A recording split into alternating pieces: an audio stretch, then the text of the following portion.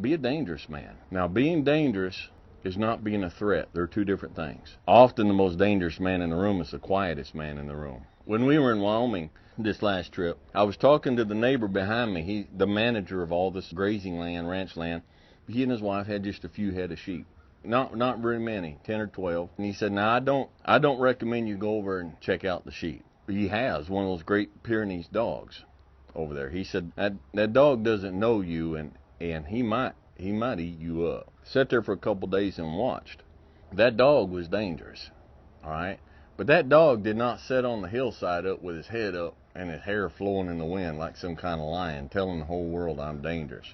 He wasn't down at the road down there barking at everything come by, says I'm dangerous. He was just with the sheep, and he was not a danger to the sheep.